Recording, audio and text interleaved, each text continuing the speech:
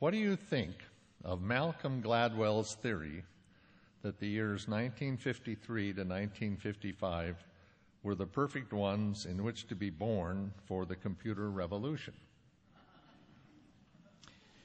Well, his book makes a lot of great points. That is that in all success stories, there are significant elements of luck and timing.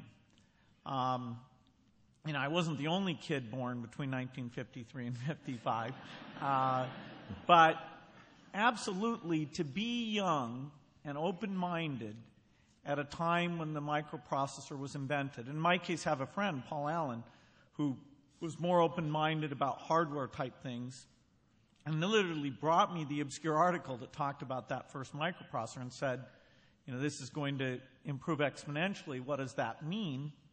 And I said, well, that means we can do anything we want.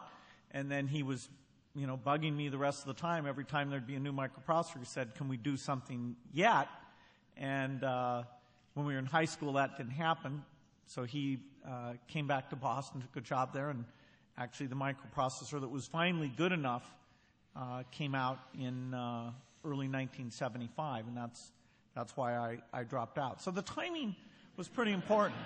Why didn't older people see it? Well, they weren't as open-minded. They didn't think about software as the key ingredient.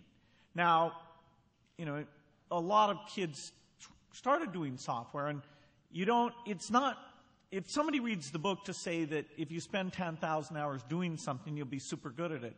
I don't think that's quite as simple as that. What you do is you do about 50 hours, and 90% drop out because they don't like it or they're not good. You do another 50 hours and 90% drop out. So there's these constant cycles, and you do have to be lucky enough, but also fanatical enough to keep going.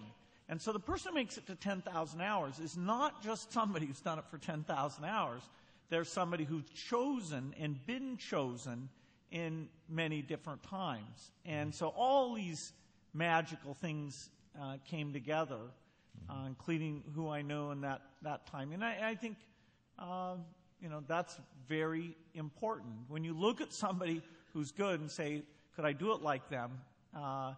They've gone through so many cycles that it may fool you that, yes, you could with the right luck, imagination, and some talent.